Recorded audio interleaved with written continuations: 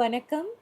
இன்னைக்கு ரொம்ப சந்தோஷமா இருக்கு. ஸோ, உங்களுக்கு மறுபடியும் எல்லாருக்கும் இங்கே சந்திக்கிறதுக்கு. ஸோ, ஷோ நடந்திருக்கு. ஸோ, மத்தல என்ன சொல்லணும்னு தெரியல. என்ன கேரக்டர் பண்ணுங்க? ஆ சார்? உங்களோட கேரக்டர் படத்தை பார்த்து சொல்லுங்க. வாட் ரோல் ப்ளே என்னோட கேரக்டர் வந்து லக்ஷ்மி ஒரு ஹோம்லி ஒரு வாத்தியார் கேரக்டர். ஸோ, ரொம்ப ஒரு பியூட்டிஃபுல்லா கேரக்டர் இந்த படத்துக்கு நான் ப்ளே பண்ணியிருக்கேன். சோசியல் மெசேஜ் இருக்கு, அதை பத்தி சொல்லுங்க. படத்துல வந்து சோசியல் மெசேஜ் இருக்கு, அது நடிச்ச எக்ஸ்பீரியன்ஸ்.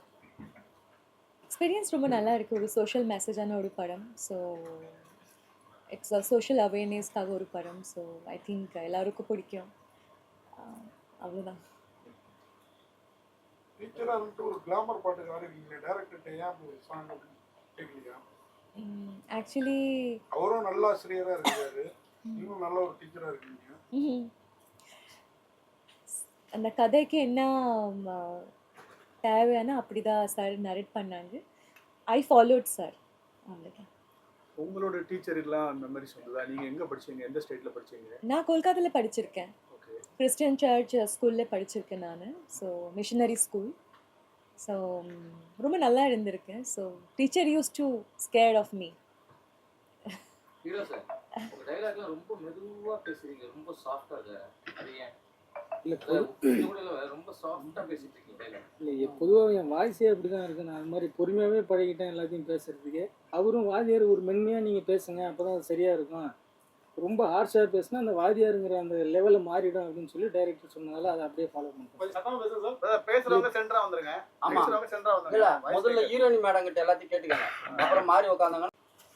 நான் இந்த படத்தில் வந்து கதை ஆசிரியராக நடிச்சிருக்கேன். எனக்கு இதுதான் முதல் படம். யார் போட்ட கோடு, ஒரு சமுதாயத்துக்கு தேவையான படமாக இந்த படத்தை எடுத்திருக்காங்க. அதில் நடித்ததில் நான் ரொம்ப பெருமைப்படுறேன். நல்ல கதையாக இருந்ததால் இது மக்களுக்கு கொண்டு போய் சேர்க்கணும் அப்படிங்கிறதுல ரொம்ப ஆர்வமாக இருந்தேன். அவர் டைரக்டர் சார் சொன்னதை எல்லாத்தையும் அப்படியே பண்ணியிருக்கேன். சொல்லுங்கள் சார். எந்த டிஸ்ட்ரிக்ட்ல சார் இந்த மாதிரி நடக்குது? எந்த பேக்ரவுண்ட்ல இருக்காங்க? இல்லை, இது ஒட்டுமொத்த தமிழகம் முழுக்கமே அப்படி தானே இருக்குது. எல்லா இடத்துலையுமே ஒரு ஏற்றத்தாழ்வுங்கிறது எல்லா இடத்துலையும் இருந்துகிட்டு தான் இருக்குது. அது எல்லாத்தையும் நமக்கு இப்போ சரி பண்ண முடியும்னா இப்படி நேரடியாக போய் எதுவும் பண்ண முடியாது. சினிமானா ஈஸியாக மக்கள்கிட்ட கொண்டு போய் சேர்க்கலாம் அப்படிங்கிறதுக்காக அது படம் ஷூட்டிங்லாம் எங்க எடுத்தீங்க? எல்லாமே கிருஷ்ணகிரியை சார்ந்து எல்லாமே எடுத்துருக்கு சார். சுதந்திரம் அடைஞ்சு 75 வருஷம் கழிச்சுமா அந்த கிராமங்கள் அந்த அளவுக்கு ஜாதி இருக்கு? இல்லை, இன்னும் 25 வருஷம் ஆனாலும் அப்படி தான் இருக்க மாட்டேங்குது. அது மாதிரியான கட்டமைப்பில் தான் இங்கே நிறைய பேர் இருந்துட்டு இருக்காங்க. இதெல்லாம் மாற்றுறதுக்கு நம்ம இப்போலேருந்து கொஞ்சமாவது போராடணும். ஒரு குறிப்பிட்டவங்க போராடிட்டு தான் இருக்காங்க. அதையும் கடந்து திரும்ப நம்ம போராடிக்கிட்டே இருந்தால் சரியாக இருக்கும். இன்னும் கொஞ்ச நாளைக்கு அப்புறமாவது மாறுங்கிற ஒரு நம்பிக்கையில் தான் சார் அது மாதிரி பண்ணியிருக்கோம். நீங்கள் தலைநகரம் ஒரு டிஸ்ட்ரிபியூஷன் பண்ணீங்க, பெரிய படம் பண்ணீங்க. ஆமாம் சார். இவர் சொன்னார் 75 ஆண்டு காலம் நம்ம வெளியில் நடக்குது அந்த கிராமத்தில்.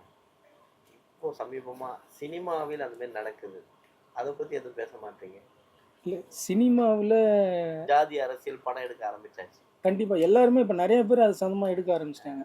இது நம்ம இந்த படத்தில் சாதியை சொல்லலை. சினிமாவே அப்படிதானே ஆயிடுச்சு. இப்போ நீங்கள் வந்து ஜாதியே வேண்டாம்னு சொல்லிட்டு அந்த படம். ஆமாம் சார். சினிமாவே ஜாதியை கொண்டு வந்துட்டு இருக்காங்களா, அதை எப்படி பார்க்குறீங்கன்னு கேட்குறேன். அது ரொம்ப கஷ்டமாக இருக்குது. ரொம்ப கஷ்டமாக இருக்குது. சினிமாவில் ஒரு எல்லாமே அவங்க ஜாதியை உயர்த்தி பிடிக்கணுங்கிறதுக்காக ஏதோ ஒரு விஷயத்த பண்ணிடுறாங்க. அது எல்லாருக்குமே ஒரு வேறு மாதிரி போய் சேருது. அது மாதிரி இருக்கக்கூடாதுங்கிறது தான் இப்போ லெனின் சார் இப்படி எடுத்திருக்காரு. அதை நம்ம பண்ணிடுறோம். இல்லை, நீங்கள் சொன்ன விஷயம் நல்ல விஷயம். எந்த ஜாதியும் குறிப்பிடல. ஓகே. ஆமாம். பசங்க வந்து கவர்மெண்ட் ஸ்கூலில் படிக்க வைங்க, தனியார் ஸ்கூலுக்கு அனுப்பாதீங்க அப்படின்றாங்க. கவர்மெண்ட் ஸ்கூலில் சரியாக இல்லாதனால தானே நீங்கள் எல்லாரும் தனியார் ஸ்கூலுக்கு போகிறாங்க. இல்லை, எல்லா ஸ்கூலும் அப்படி இல்லை சார். கவர்மெண்ட் ஸ்கூல் வந்து இன்றைக்கி அப்படி இருக்குன்னா ஏதோ ஒரு சில ஸ்கூலில் தான் அப்படி சொல்லலாம். ஆனால் எல்லா ஸ்கூலும் அப்படி இல்லை. நல்லா இருக்குது கவர்மெண்ட் ஸ்கூல். பல ஸ்கூலில் வாத்தியாரே வரது இல்லாமல் கம்ப்ளைண்ட்லாம் இருக்குது.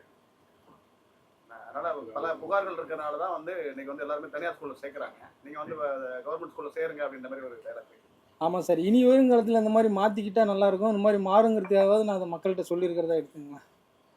இந்த டாஸ்மாக் ஒளின்னு ஸ்கூல் பசங்க வச்சு சொன்னீங்க. இப்போ நடக்கிற ஆட்சிலேயே டாஸ்மாக்கு அதிகமாக எது வசூல் வந்துச்சோ அவங்களுக்கு அவார்டு கொடுத்தாங்க. ஆமாம் சார். அதை பற்றி எதுவும் சொல்ல மாட்டீங்களா? இல்லை, அது கேட்கவே கஷ்டமாக இருந்த ஒரு செய்தி. அது ஒரு தமிழ்நாட்டில் வந்து ஒரு டாஸ்மார்க்கை வச்சு தான் ஒரு கவர்மெண்ட்டை ரன் பண்ண முடியும்னு சொன்னால் அப்பேற்பட்ட கவர்மெண்ட் வந்து நமக்கு தேவையாங்கிறதே தெரியல. தமிழ்நாட்டில் ஓசூர்லாம் நல்லா டெவலப் ஆகிடுது. பக்கத்தில் இருக்க பக்கத்து ஸ்டேட் பெங்களூர் எவ்வளோ டெவலப் ஆகிடுது. சரி. தர்மபுரி கிருஷ்ணகிரி ஏன் இன்னமும் அந்த ஒரு பின்தங்கி இதிலே இருக்குது? என்ன காரணம்? தொழிலையா இருக்கட்டும், ஒரு கட்டமைப்பாகட்டும் இதாகட்டும் மற்ற மாவட்டங்களை இது பண்ணும்போது இன்னும் கொஞ்சம் அந்த பின்னதிலே தான் இருக்குது. என்ன ஒசூர்லலாம் நிறைய இண்டஸ்ட்ரி வந்துச்சு சார். ஒசூரில் அந்த மாதிரி நிறைய கம்பெனிஸ்லாம் இருக்குது. இப்போ தான் கொஞ்சம் கொஞ்சமாக டெவலப் ஆகிட்டே இருக்குது. இன்னும் கொஞ்சம் நாளில் கண்டிப்பாக மாறிடும். நீங்கள் பழைய படம் அந்த சரவணன் இருக்கார்ல, சரிங்க சார். அந்த லுக் இருக்குங்க. சரிங்க சார். ஸோ இது நீங்கள் உங்களுக்கு தெரியும் டிஸ்ட்ரிபியூஷன் எப்போ தேட்டர் கொடுப்பாங்க, உங்கள் படத்துக்கு அந்த மாதிரி கொடுக்குறாங்களா? இல்லை சார், அது நமக்கு வந்து அது சம்மந்தமாக எதுவும் தெரியல. அது ப்ரொடியூசர் மேடம் தான் பார்த்துக்கிறாங்க. இது கொண்டு போய் சேர்க்கணும்னு தான் நம்ம நினைக்கிறோமே தவிர எந்த அளவுக்கு சேர்க்குறாங்கிறது ப்ரொடியூசர் மேடம் தான் முடிவு பண்ணும். 12ஆம் தேதி வந்து ரஜினியோட பர்த்டே. அவர் படம் அன்னைக்கு வந்து அவரோட வைபாக இருக்கும். தேட்டரே கிடைக்காது. அன்னைக்கு ரிலீஸ் பண்ணுறேன்னு எந்த விதத்து சாத்தியமாகும் சார்? எப்போவுமே வளர்ந்தவங்கள்ட்ட மோதுறது தான் நம்ம யாருங்கிறத நம்ம ப்ரூவ் பண்ண முடியும். இல்லை, நான் அந்த விஷயத்துக்கு சொல்லலை. அப்படி இருக்குன்னு எல்லாம் சொல்லுவாங்க. நான் என்ன நினைக்கிறேன்னா, அந்த நேரத்தில் எல்லாருமே ரஜினி சார் படத்துக்கு போயிடுவாங்க. போனதுக்கப்புறம் எல்லா தேட்டரும் ஃபுல்லாகிடும். ஏதோ ஒரு தேட்டரில் அந்த படம் இல்லாத நேரத்தில் கூட இந்த மக்கள் வந்து சரி ஏதோ ஒரு சின்ன படம் வந்திருக்கு அப்படின்னு சொல்லி ஃபுல்லானவங்க போய் இதை பார்த்தாவது இந்த கருத்தை புரிஞ்சுப்பாங்க. இதுக்கப்புறம் போயிட்டு வெளியில் சொல்லி ஒரு நல்ல படம் இருக்குது, நல்ல கதை இருக்குது, திரும்ப அதை போய் பாருங்க அப்படின்னு சொல்கிறது கூட ஒரு வாய்ப்பு இருக்கலாங்கிறது கூட ஒரு எண்ணம் எனக்கு. அது ப்ரொடியூசர் மேடம் அதை 12ஆம் தேதி ரிலீஸ் பண்ணுறாங்க, அவங்க தான் கேட்கணும். இது என்னோட எண்ணம். சார் படத்தில் நல்லா அறிவார்ந்த ஆசிரியராக நடிச்சிருக்கீங்க. சரிங்க சார். எல்லாரும் சொன்ன மாதிரி கொஞ்சம் அமைதியாக பேசினாலும் நல்லா அழுத்தமாக கருத்துக்கள்லாம் அந்த மாணவர்களுக்கெல்லாம் சொன்னீங்க. சரிங்க. நல்லா இருந்தது. ஆனால் டேரக்டர் சீன் சொன்னப்போ ஃபர்ஸ்ட் நைட்டில் புதுமையாக ஒரு சீன் சொன்னார் பார்த்தீங்களா? பால் வைப்பாங்க, பழம் வைப்பாங்க, கனி எதுக்குன்னு கேட்டீங்களா? அறிவு சார்ந்த ஆசிரியரை நீங்கள்? ஆமாம் சார், நான் டேரக்டர்கிட்ட கேட்டீங்களா? அதை நான் கேட்டேன். என்ன சொல்கிறேன் சார், இது மாதிரி என்ன டைரக்டர் சார் எல்லாமே பால் பழம் புதுசாக இருக்குது தேன் அப்படின்னு. நான் இந்த பாட்டை வந்து தேன் இருக்கும் எடுத்த அப்படின்னு சொல்லி எழுதி வச்சுருக்கேன். அதுக்காக அந்த தேனை நான் மையப்பிடிச்சி அந்த இடத்துல வைக்கிறேன் அப்படின்னு சொல்லியிருந்தார். பாலோட கலந்து தேனை குடிக்கிறதுக்காகவா? இல்லை, அப்படி அவர் வந்து தேனை வச்சிருந்ததான் சொன்னார். சொல்றீங்களா அந்த கருத்தை? என்ன சொல்றீங்க அவங்கள்ட்ட சொன்னீங்களா எதுக்கு தேனை வச்சிருக்கோன்னு காதில் சொன்னீங்களா? அதை சொன்னார் அவங்கள்ட்ட? இல்லை, அதை சொல்லல. அது எங்களுக்காக சொல்லுங்க, அதுக்காக கேட்டேன். வாழ்த்துக்கள், நல்லா இருக்கு சார். சரி டேரக்டர், அன்னைக்கு ஆடியோ லான்ச்சில் ஒரு பெரிய பிரச்சனை நடந்தது. 2 மியூசிக் டேரக்டர் சொன்னாங்க. ஒரு மியூசிக் டேரக்டர் வந்திருக்காரு, இவர் அன்னைக்கு பேசவே இல்லை. சரியா இருக்குன்னு சொன்னாங்க. ஏன் அவர் வெளியில போனாரு, என்ன காரணம்? ஏன்னா எல்லாருக்கும் நீங்க மரியாதை கொடுத்தீங்க, இல்லைன்னு சொல்லல. ஃபர்ஸ்ட் ஒருத்தரை கூப்பிட்டீங்க, அவங்க இது பண்ணாங்க, அப்புறம் அவர் கிளம்பி போயிட்டாரு. அதுக்கப்புறம் அவர் இடமா நடந்துச்சு. என்ன காரணம்? எதுல கோட்டை விடுறீங்க? ஏன் பிரச்சனையாச்சு? முதல்ல எல்லாருக்கும் வணக்கம். அது குடும்பத்தில் சின்ன சின்ன விஷயங்கள்லாம் இருக்கும், அதுக்கு சொல்ல முடியாது. அது எங்களுக்குள்ள இருக்கிற ஒரு சின்ன ஒரு செல்ல சண்டை. அது அந்த நேரத்தில் போய் என்னால் சமாதானமும் படுத்த முடியல. அதை நாங்கள் பர்சனலாக பேசி தீர்த்துக்கிட்டோம். சார் படத்தில் மதுக்கடைகளை ஒழிக்கணும், அதெல்லாம் நல்ல கருத்தெல்லாம் சொன்னீங்க. உண்மையாகவே நல்லா இருந்தது. அந்த பையன்லாம் கூட நல்லா வேலை வாங்கியிருந்தீங்க. கொஞ்சம் பழைய ஸ்டைலில் இருந்தாலும் புதுசாக இருந்தது படம். அது வந்து ரொம்ப பாராட்டுக்கு விஷயம். ஏன்னா எந்த இடத்துலையுமே போர் அடிக்கல படம். ரொம்ப நன்றி சார், ரொம்ப நன்றி சார். ஒரு எதிர்பார்ப்பு கொடுத்துருந்துச்சு. ஆனால் பையன் வந்து நல்லா நடிச்சிருக்காப்புல. இந்த பையனும் சரி, இந்த ஃப்ரெண்டும் சரி, பையனுக்கு எல்லா விஷயமும் தெரியுது. ஆனால் ஜாதினா என்னன்னு தெரியாம இருக்காப்புல. ஆமாம் சார், ஜாதினா என்னன்னு தெரியாமலாம் நிறைய பசங்க இருக்காங்க இந்த ஜென்ரேஷனில். 2010 கிட்ஸ் இருக்காங்க, நிஜமா இருக்காங்க. முதல்ல வாழ்த்துக்கள். மறைந்த டேனியல் பாலாஜி வாய்ஸ் அப்படியே எங்களுக்கு வந்து இருந்தது. ஆக்சுவலாக நீங்கள் அதை ட்ரெயின் பண்ணீங்களா இல்லை உங்களோட ஒரு இது நேச்சுரலாக இருந்தது? சத்தியமா இல்லை, இல்லை சத்தியமா இல்லை. நீங்கள் கேட்ட கேள்விக்கு நேரடியாக இங்கே சொல்கிறேன். இதுவரையும் ஒரு 1000 பேர் சொல்லிட்டாங்க. ஒரு பக்கம் மகிழ்ச்சி, ஒரு மிகச்சிறந்த ஒரு கலைஞன், ஒரு நடிகன், அவரோட என்னை ஒப்பிடுறது நான் ரொம்ப பெருமைப்படுறேன், ரொம்ப சந்தோஷப்படுறேன். சார் ஃபைட் கிளைமேக்ஸ் ஃபைட்ல 6 பேரை கூப்பிட்டு வந்துட்டு மற்ற எல்லாத்தையும் அமைச்சிட்டு நீங்க மட்டும் ஃபைட் பண்ணீங்க. ஏன் ஹீரோ 6 பேர் கூட ஃபைட் பண்ணா ஒத்துக்க மாட்டாங்க, தனியாக ஃபைட் பண்ணீங்க? அப்படி இல்லை, ஒரு சிங்கம் இன்னொரு சிங்கத்தை அட்டாக் பண்ண போது எதுக்கு ஆடுகள்லாம், அதனால ஆட்டுக்குட்டிகளை அமைச்சிட்டு 2 சிங்கமும் சண்டை போடுற மாதிரி ஒரு ஃபீல் பண்ணுறேன். அதனால அது ஒரு சின்ன ஒரு காமெடியாக பண்ண ட்ரை பண்ணேன் அந்த இடத்துல. ஏன்னா இங்கே ஜிம் பாய்ஸ்லாம் யாரும் இருந்திருக்க மாட்டாங்க, பார்த்துருப்பீங்க. அந்த ஊரில் இருக்கிறவங்களே அந்த கூட சுற்றிட்டு இருக்கிறவங்கள வந்து அப்படி பண்ணி சரி நீங்களாம் போங்க அப்படின்னு அனுப்பிச்சுட்டு ஒரு டிஃப்ரெண்ட்.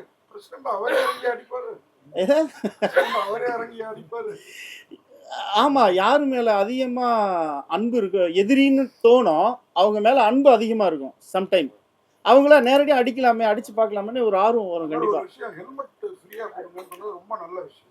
ரொம்ப ஏன்னா எங்க பார்த்தாலும் நின்று பிடிக்கிறாங்க. சில இடத்துல போலீஸ்காரங்களே கொடுக்குறாங்க. கவர்மெண்ட்டே கொடுக்க சொன்னீங்களே, எதை ஃப்ரீ கொடுக்குறீங்க அப்படின்ட்டு ரொம்ப நல்லா இருந்தது. கண்டிப்பா சார். அரசாங்கத்துக்கு சொல்ல வேண்டியது நிறைய இருக்கு.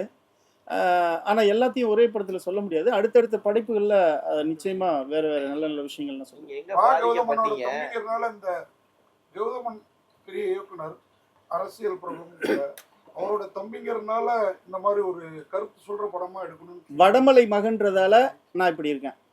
ஏன்னா எங்க அப்பா வந்து மிகச்சிறந்த போராளி, தமிழ் தேசிய போராளி, கம்யூனிஸ்ட்வாதி. அதனால தான் ரஷ்யன் லீடர் நேம் எனக்கு வச்சிருக்காங்க, லெனின். அப்பாவோட பேரை நான் இணைச்சிக்கிட்டேன். ஏன்னா அப்பா இல்லாமல் நம்ம இல்லை. நான் படித்தது வந்து 12ஆம் வகுப்பு வரையும் அரசு பள்ளிக்கூடத்தில் தான் படித்தேன். அப்புறம் கல்லூரி முதுகலை தமிழ் இலக்கியம் பச்சைப்பன் கல்லூரி, லயோலா கல்லூரியில் நான் படித்தேன். அப்போ அது வந்து கவர்மெண்ட் எய்டட் காலேஜ், அரசாங்கம் தான் அந்த பேராசிரியர்களுக்கெல்லாம் சம்பளம் தராங்க. இப்போ நான் வந்து மோஸ்ட்லி படித்தது அரசு நிறுவனங்களில். அப்போது மக்களோட வரி பணத்தில் நான் படிச்சிருக்கேன். எல்லாம் எல்லா ஜாதிக்காரங்களும் வரி பணம் கொடுக்குறாங்க, எல்லா மதத்துல இருந்து கொடுக்குறாங்க, எல்லா மக்களும் வந்து அரசுக்கு வந்து வரி பணம் கொடுக்குறாங்க. அதுல இருந்து தான் நான் வந்து இன்னும் சொல்ல போனா அரசு விடுதியில தங்கி படித்தேன் 12வது வரையும். அப்போ மக்களோட ரத்தம் என் உடம்புல ஓடுது.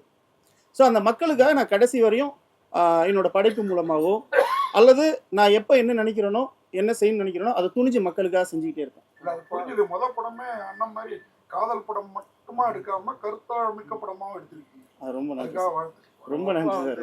தமிழ் தேசியம் வந்து அவ்வளோ பெரிய கொள்கை, பெரிய பெரிய தலைவர்களுக்கெல்லாம் அவர் வந்து ரொம்ப நண்பராக இருக்கும். இந்த படத்துல ஒரு குறியீடு, ஒரு போட்டோ கூட எங்கேயுமே இல்லை. எதுக்கு? அப்பாவோட பழையன கழிதலும் புதியன பூதலும் இயல்பனவே அப்படின்னு சொல்லி தொல்காப்பியர் சொல்லியிருக்காரு. எதுக்கு அது? அவங்க வாழ்ந்துட்டு அவங்க போராடிட்டு போயிட்டாங்க. இன்னைக்கு நம்ம என்ன பண்றோம் அப்படின்றத காட்டினாவே போதும். அது பின்னாடி வந்து 3-4 தலைகளை வச்சுக்கிட்டு அவங்க வழி வரும். மக்களுக்கு தேவை வந்து அடிப்படை தேவை, உண்ண உணவு, உடுத்த உடை, இருக்க இருப்பிடம். அது செய்யறதுக்கு எதுக்குங்க 500 ஆண்டுகால வரலாறு பேசணும்?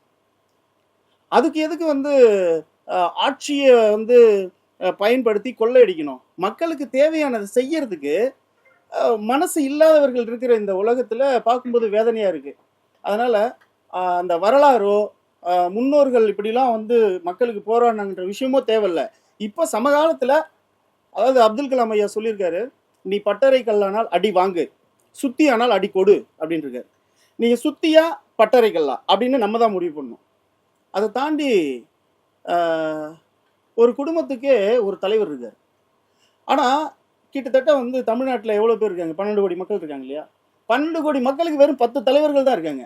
அந்த 10 தலைவர்களும் மக்களுக்கு என்ன செய்கிறாங்க? பத்தாது.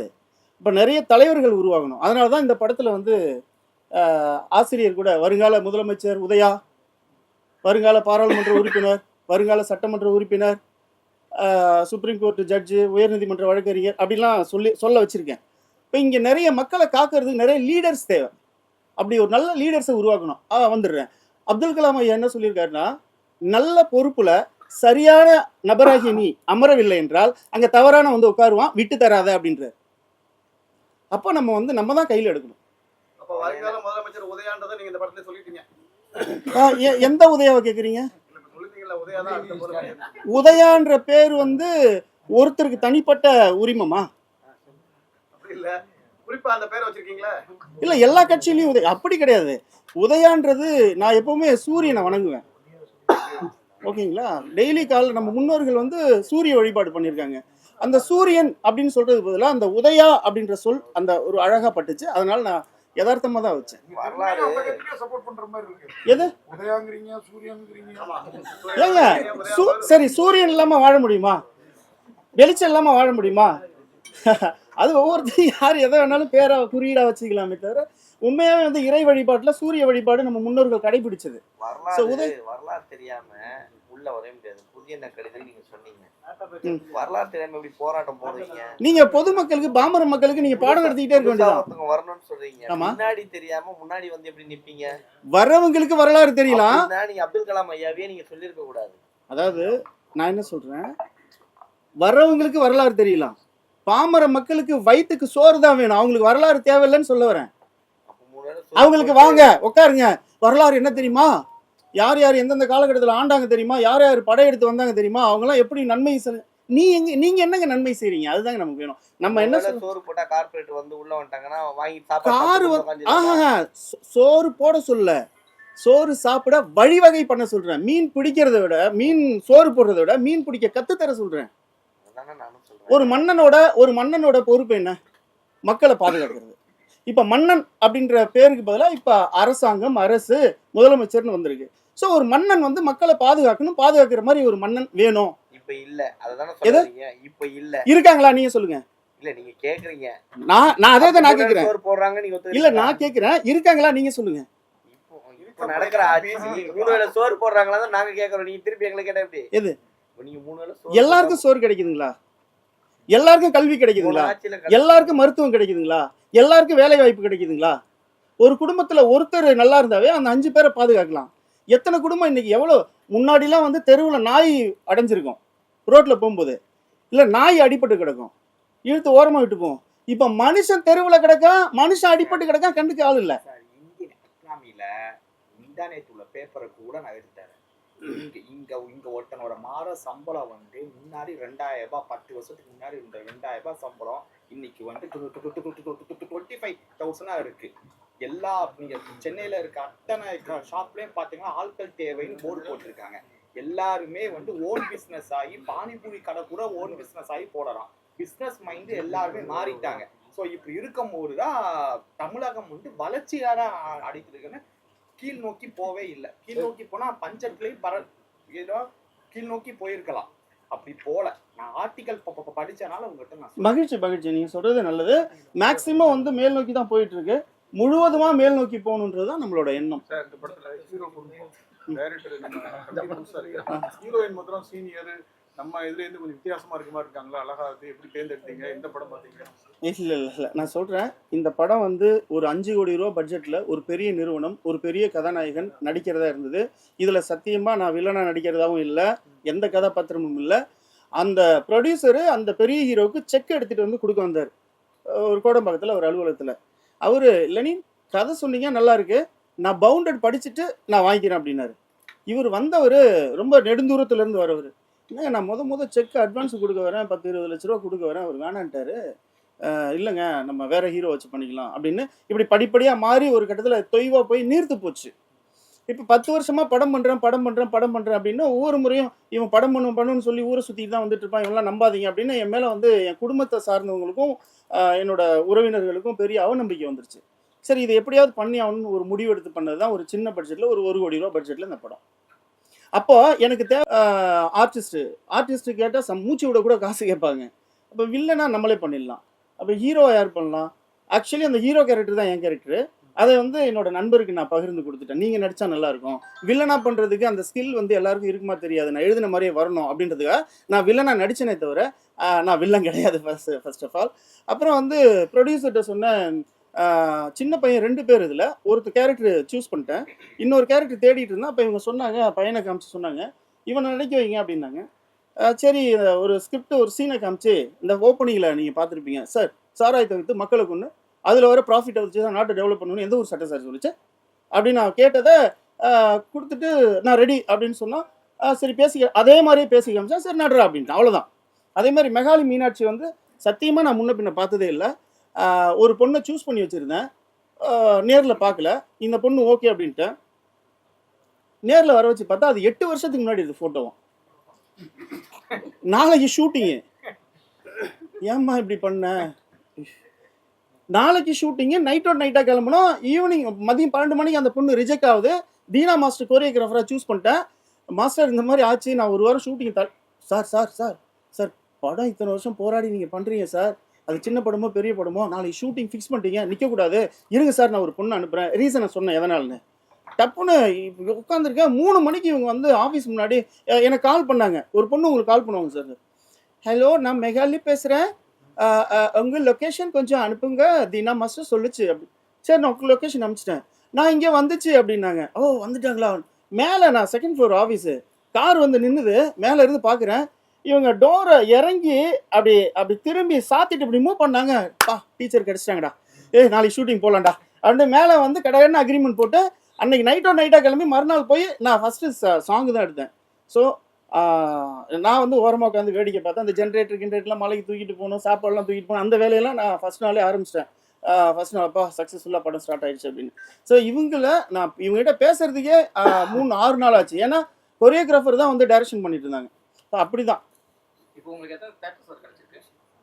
மகிழ்ச்சியான கேள்வி. சென்னையில் ஏதோ 12 தேட்டர்னு சொன்னாங்க. ஃப்ரைடே பிக்சர் ஜின்னாபாய் தான் ரிலீஸ் பண்ணுறாரு படத்தை.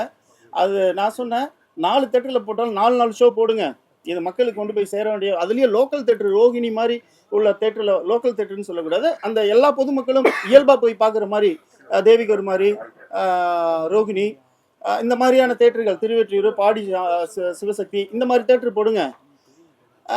மக்கள் வந்து இயல்பாக 4 ஷோ போய் பார்க்குற மாதிரி 4 ஷோ சிம்பிளான தேட்டரில் போடுங்கன்னா அவர் மால்லலாம் போட்டிருக்காரு. எனக்கு தெரிஞ்சு ஒரு ஷோ அப்படி தான் தந்திருப்பாங்கன்னு நினைக்கிறேன். படத்துல ஜாதியை தாண்டி இந்த ஜோதிடம்லாம் சொல்லியிருக்கீங்க. ஆமா, உங்களுக்கு அது மேல நம்பிக்கை கிடையாதா? அதாவது என்னன்னா, ஜோதிடம்ன்றது உண்மையா இல்ல அவனுங்களாம் டுபாகோரா? நான் சொல்றேன். இல்ல நான் சொல்றேன். ஜோதிடம் பியோர் சயின்ஸ். ஆனா ஜோதிடம் சொல்றவங்க பியோரான ஜோதிடர்கள் மிக குறைவு. அது சரியான நபர்கள். ஏன்னா முன்னோர்கள் வந்து எண்கணிதப்படி கணிச்சு வச்சிருக்காங்க. ஸோ ஜோதிடம் வந்து ரொம்ப அற்புதமான விஷயம். அது எல்லாத்துக்கும் இயற்கையிலிருந்து, சயின்ஸிலிருந்து உருவாக்கப்பட்டது தான் ஜோதிடம். அது ஒன்றும் மூட நம்பிக்கைன்னு அவ்வளோ சொல்லிடலாம் முடியாது.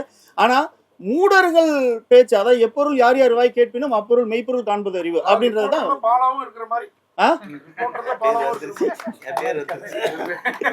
நீங்க அது ஜோதிடம் எண் கணிதம் சொன்னீங்க. ஆமா, அதுல கரெக்டா இது நிர்ணயம் பண்ணா நடக்கும்னு நினைக்கிறீங்களா தான் கேக்குறேன்.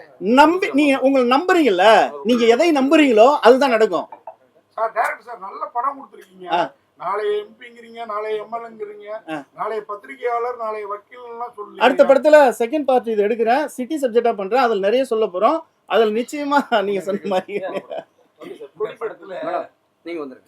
ஒரு ஜாதிக்குள்ளதான் கல்யாணம் பண்ணணுங்கிற கருத்தை சொல்லிருக்கீங்களா ஐயா? ஒரு ஜாதிக்குள்ளதான் கல்யாணம் பண்ணணுங்கிற கருத்தை சொல்லிருக்கீங்களா? இல்லைங்கய்யா, நீங்க நல்லா பார்த்துருப்பீங்க.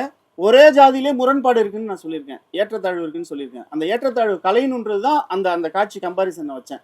ஒரே ஜாதியிலேயே என் பொண்ணுக்கு 100 ஏக்கர் சொத்து இருக்கு, அவனுக்கு என்ன இருக்கு, பிச்சைக்கார பைய அப்படின்னு சொல்லி ஒருத்தர் சண்டை போட்டுட்டு போற ஒரு காட்சி பார்த்திருப்பீங்க இல்லையா? ஒரே ஜாதியிலேயே என்ன கன்வின்ஸ் பண்ணீங்களா? நீ படிக்காம எப்படி அவ்வளவு லவ் பண்ணணும்னு சொல்லிருக்கீங்களா? இப்போ நீங்க கேட்குற கேள்வி உங்களை கன்வின்ஸ் பண்றேன்ல, அது மாதிரி எல்லாரும் கன்வின்ஸ் பண்ணாதான் புரியும்.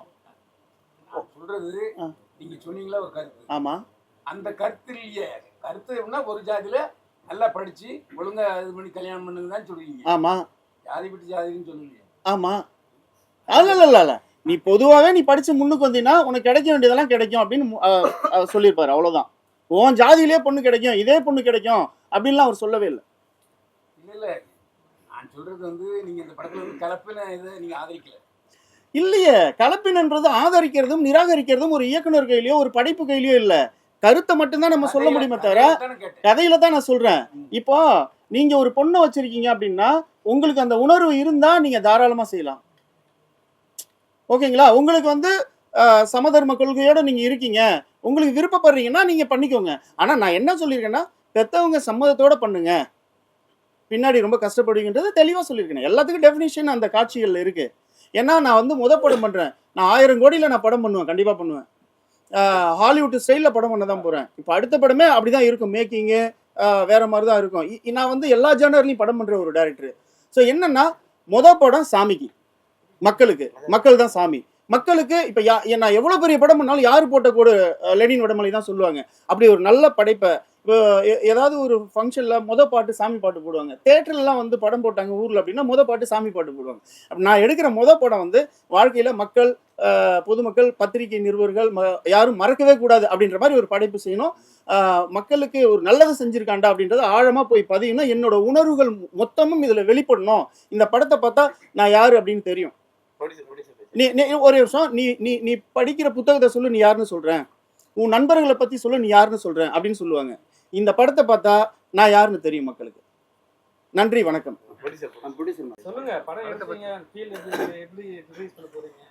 இந்த படம் வந்து எடுத்தது வந்து ஆக்சுவலாக பிளான்டாலாம் வந்து படத்தில் நான் படம் ப்ரொடியூஸ் பண்ணணும், இந்த படம் வந்து நான் ஒரு பெரிய ப்ரொடியூசர் ஆகணும் அப்படிங்கிற ஐடியாலலாம் நான் வந்து ஆக்சுவலாக இதுக்குள்ளே வரலை.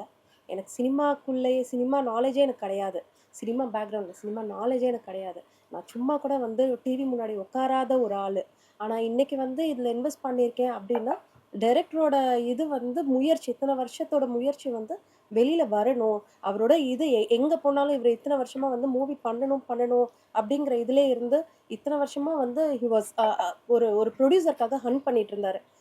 அப்படி இருக்கும்போது எல்லாருமே கேட்டது வந்து உங்களோட ஃபுட் பிரிண்ட் என்ன, உங்களோட ஃபர்ஸ்ட் மூவி என்ன அப்படிங்கிறத ரிப்பீட்டடாக கேட்டுகிட்டே இருந்ததுனால ஓகே இந்த படம் வந்து லோ பட்ஜெட்டுங்கிறதுனால இது அவரோட ஃபுட் பிரிண்ட்டாக இருக்கட்டும், இதோட ஃபஸ்ட்டு படமாக இருக்கட்டும் அப்படிங்கிறதுல வந்து ரொம்ப வந்து சிரமப்பட்டு இந்த ஒரு முயற்சியை நான் எடுத்தது. படம் முடிச்சுட்டு வெளியில் வந்ததே எனக்கு ஒரு நைட்மேர் தான். எப்படி முடித்தேன், இன்னைக்கு வந்து ரிலீஸ் வரைக்கும் வந்திருக்கு அப்படிங்கிறதே வந்து நம்ப முடியாத ஒரு விஷயம். டிஸ்ட்ரிபியூட்டர் சாரோட சப்போர்ட்டில் வந்து இவ்வளோ வரைக்கும் வந்திருக்கு. மேடம், படத்துல நீங்க ப்ரொடியூசர்ங்கனால உங்க கேரக்டரை ஜாஸ்தி பண்ண சொல்லி கேட்டீங்களோ? ஆக்சுவலாக வில்லன் மனைவிக்கு அவ்வளோ இம்பார்ட்டன்ட் இருக்கு, அது படத்துல இருக்குது. இல்லை, ஆக்சுவலாக வந்து எனக்கு அழுக வராது, நான் அழுததில்லை. இந்த படத்தில் வந்து லாஸ்ட் மினிட்ல வந்து அந்த ரோல் ப்ளே பண்ண வேண்டியவங்களுக்கு வந்து பட்ஜெட் வந்து ரொம்ப ஜாஸ்தி இருந்தது. என்கிட்ட பட்ஜெட் இல்லை கொடுக்கறதுக்கு. நான் வெறும் வாய்ஸை மட்டும் கொடுத்துருங்கன்ட்டு நான் ரொம்ப ரெக்வஸ்ட் பண்ணிட்டு இருந்தேன் டைரக்டர் சார்கிட்ட. பட் அவர் வந்து இல்லை அப்படி பண்ண முடியாது, கிளைமேக்ஸ் வந்து கொஞ்சம் டிஃப்ரெண்ட்டாக பண்ணியிருக்கேன், அதனால வைஃப் கேரக்டர் தேவை அப்படி. அப்போது இன்னொருத்தவங்க வந்தாங்க, அவங்களுக்கும் இந்த உதயா கேரக்டருக்கும் ஃபேஸ் வந்து செட் ஆகலை, உங்களது வந்து ரிசம்பிள் ஆகும், மக்கள் அக்செப்ட் பண்ணிப்பாங்க, அதனால ரொம்ப ஃபோர்ஸ் பண்ணி வேற வழி இல்லாமல் லாஸ்ட் டே ஷெட்யூலில் ஒரு நாளில் ப்ளே பண்ணது. அழுக வரலங்கிறதுனால கிளைமேக்ஸில் வந்து என்னை கீழே விழுந்துட சொல்லிட்டாங்க. அதனால இப்போ அழுகாமல் இருக்கீங்க. Music director sir. எல்லாருக்கும் வணக்கம். நான் ஜெயக்குமார், இசையமைப்பாளர். நான் ஒரு 25-30 இயர்ஸாக அந்த ஃபீல்டில் எல்லா மியூசிக் டைரக்டர்ஸ்க்கும் ஒர்க் பண்ணிட்டுருந்தேன். குறிப்பாக இசைஞானி அவர் கூட ஒர்க் பண்ணதை ரொம்ப பெருமையாக நினைக்கிறேன். இந்த படம் வந்து லெனின் நண்பரை வந்து தற்செயலாக ஒரு நண்பர் அறிமுகப்படுத்தினார். அவர் வந்து என்னோடய ஸ்டுடியோவுக்கு வந்து இது மாதிரி ஒரு குத்து பாட்டு ஒன்று பண்ண படத்துக்கு பண்ணுறீங்களான்னு. ஓகே சார் பண்ணலாம். ஒரு சௌந்தர்யன் சார் 3 பாடல்கள் பண்ணியிருக்காரு, அவரோட சம்மதத்தோடு பண்ணலான்னு சொன்னால் பண்ணலாம் அப்படின்னு சொல்லி அப்படி ஒரு குத்துப்பாட்டு பண்ணி புதையல் பண்ணை பாட்டை ரெக்கார்ட் பண்ணோம். அதை பாட வந்து என்னோடய பொண்ணு சூப்பர் சிங்கர் சஜினின்னு சொல்லிட்டு. அதுக்கப்புறமா கிளைமேக்ஸில் ஒரு மெசேஜ் சாங் இருக்குது, அதை வந்து ஒரு ரேப் ஸ்டைலில் பண்ணலாமா, பண்ண முடியுமா? ஓகே சார் ட்ரை பண்ணலான்னு சொல்லிட்டு ஒரு ரேப் டியூனு போட்டு, அப்போ என் பையனும் கீபோர்டு இப்போ கிட்டார்லாம் வச்சுப்பான், கீர்த்தி வாசன்னு சொல்லிட்டு அவனை ட்ராக் பாட வச்சேன். அந்த பாட அதான் ரத்தம் தேடி ஓடு பாட வச்சு டைரக்டர் சாருக்கு அனுப்பிச்சேன். நல்லா இருக்கு அந்த வாய்ஸ், யார் இது பாடுறது, என் பையன் தான் பாடான், சரி ஃப்ரெஷ்ஷாக இருக்குது அவனையே பாட வச்சலான்னு சொன்னார். அப்படி உருவானது தான் அந்த ரத்தம் தேடி ஓடு கிளைமேக்ஸ் சாங்கு. அப்புறம் பேக்ரவுண்ட் ஸ்கோர் வந்து சௌந்தர்யன் சார் ஏதோ பண்ண முடியாத சூழ்நிலை, என்ன கேட்டாங்க பேக்ரவுண்ட் ஸ்கோர். ஸோ ஃபுல் படம் பேக்ரவுண்ட் ஸ்கோரு ரொம்ப ரசித்து பண்ணேன். ரொம்ப நல்ல ஒரு எக்ஸ்பீரியன்ஸு. அவருக்கு தேவையான அளவு முடிஞ்ச வரை சிறப்பாக பண்ணியிருக்கேன் அந்த படம். இந்த படம் நல்லா வெற்றி பெறும்னு சொல்லிட்டு இறைவனை வேண்டிக்கிறேன்.